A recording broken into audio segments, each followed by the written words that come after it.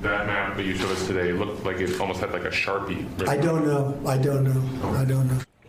So just who would have doctored a weather map with a Sharpie to reinforce the president's false claim that Alabama was in the path of Hurricane Dorian? It's a total mystery. So I called up the folks at Sharpie and I said, do me a favor. Can you make the pen in black? Make it look rich? And he said, not only we can do that, we can put your signature on. See, that's your signature right there. Wow. Good morning and welcome to Morning Joe. It is Thursday, September 5th. With us, we have MSNBC contributor Mike the Barnicle. Temptations, really. Oh, my. Let's listen to the song Mike for a second. Wait. Yeah, that works. That works. Good job, guys. Okay. Barnacle's here, former aide to the George W. Bush White House and State Departments. Elise Jordan's with us, professor at Princeton University, Eddie Glaude Jr., and Republican communications strategist and MSNBC political contributor Rick Tyler. So you worked with. This is just... You worked with presidents. You worked in administrations. Worked with Condi Rice. They ever just get Sharpies and make up stuff maps? and I'm just curious. Does this happen a lot? For their own personal need to cover up a stupid tweet? Yeah, we're just asking. We're just curious. For a friend, just wanted to know. Wants to know. Absolutely not. And the closest example I can think of is a kid in third or fourth grade trying to doctor their report card. The first thing I thought of was trying to turn a 62 into an 82 for my mother on my report card. I mean, Except this is over and a absurd devastating hurricane. And hilarious, but also, I think, probably Eddie, illegal? I'm just curious, Eddie. I mean, at this point, I'm just laughing at the stupidity. Yeah. I know I should be shocked and be pulling my hair out like everybody on Twitter is and saying this is the end of democracy. It's just stupid. Wow. Yeah. It's just stupidity, and it is transparent stupidity. And when I see these tweets, I just break out laughing, going, it's just madness. Yeah, that's the word. We just need to keep saying it. We keep using it. It's stupid. I mean, we say all the time that he's not curious, that the gut language is what the gut language is. Right. Mm-hmm. But at the end of the day, he's not the sharpest knife in the knife box. He's not the sharpest. He's not even a butter knife. He's not even. That's like really odd. Plastic spoon. Cake froster. I will say, a lot of internet memes came out of this, which is, of course, what the kids and I are most interested in. There's his Sharpie, using a Sharpie on his abs. There's his crowd size. Looking pretty good. And then look to the right, there's the crowd size. And down below, the crowd size as well. And, of course, the imaginary fence has been built, Rick Tyler, at last. The imaginary fence. And I just sit and ask, as you look at that imaginary fence and listen to Trump supporters believe Donald Trump's lies, I guess the only thing that's important about this is just pointing out again, the lies are nonstop. So when they lie about important things, when he lies about important things, well, we could get the Stuart Varney clip. No, he's never lied before. It just shows how absurd all of his defenders are on this particular issue. Well, I can't believe that Dr. Eddie Glaude would suggest that Donald Trump is not the sharpest Sharpie in the drawer. It is funny. I laughed as you did when I saw the map and how absurd it is. But it does have a serious underlying problem, and that is it speaks to Donald Trump's character. And you can look at everything he does. So when we look at a constitutional republic inside a democracy, in order for things to get done in the House and Senate, you have to have honest brokers. That is, people have to deliver on what they say they're going to deliver.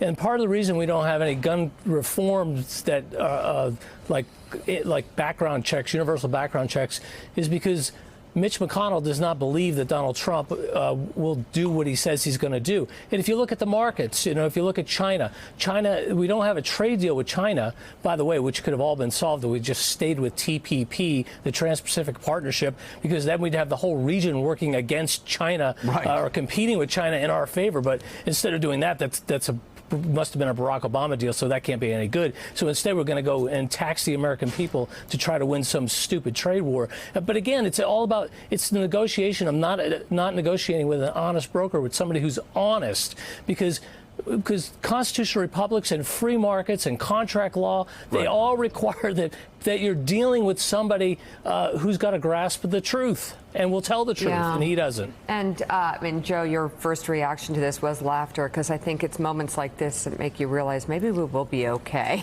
because it's just he's too. This is too obvious. This too, as my grandmother always said, Joey, this too shall pass. Yeah. Is there no one though? There is literally no one who can say, Mr. President, this is going to make you look like a massive fool. Well, you can't do this. Like nobody thinks this is a good idea. So there are two. There's no one. It's interesting who you bring up that question backbone. right after I say this too shall pass. Donald Trump shall pass as far as his political power in Washington, D.C., and it's going to happen sooner rather than later, I think, with the election. But the residue of going along with these lies, the residue going along with the racism, I think just obvious racism, other people may think latent racism, of going against basic Republican beliefs of balanced budgets, free trade, supporting NATO, all of these things,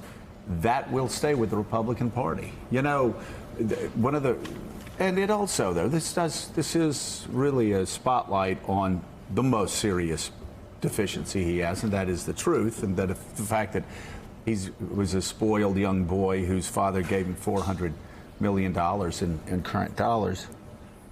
He was able to live in his own universe and world. So I think one of the most telling moments, we had James Mattis on yesterday. James Mattis, Rex Tillerson, his foreign policy apparatus, they gave him the talk. Mr. President, James Mattis didn't say this, but it was basically, you're not getting this.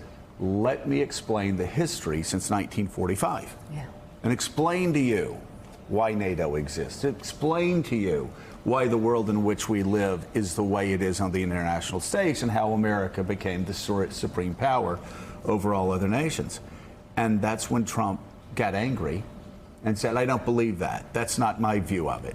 And it was history. And that's when Rex Tillerson said, this guy is a moron. Well, that's a very clear indication of how this alternate reality that Kellyanne Conway talked about, this alternate reality actually does impact us. So yes, I can laugh at the stupidity of the Sharpie, the obviousness of the, I won't say third grader, the 4-year-old lying with a Sharpie, but it does spotlight a much bigger problem. Yeah, I mean, you're right. I mean, the initial reaction is to laugh out loud. It's laugh out loud funny. It's so absurd. But the other aspect of it borders on being truly dangerous, and it is that we have a commander-in-chief, President of the United States, who considers that he can never be wrong about anything, about something so inconsequential as the path of a hurricane to Alabama instead of the natural path that every weather service was telling him. He can never be wrong, so he has to alter reality. That gets into the other really larger and maybe lingering damage. Is there any more truth? Yeah. What is truth now in this? Well, that's a huge conversation. What a terrible, terrible life to lead. To never admit that you're wrong. Yeah. I do it about 12 times a day, and it is liberating. Especially outwardly good for this song. Yes. So we will I'm 8 minutes in. I'm sure I've screwed up terribly already this morning. And the magic words that I say many, many times a day, I don't know. Right. All right, we're going to get to more of the absurdity of the Sharpie story in just a moment. But first... Thanks for checking out MSNBC on YouTube, and make sure you subscribe to stay up to date on the day's biggest stories. And you can click on any of the videos around us to watch more from Morning Joe and MSNBC. Thanks so much for watching.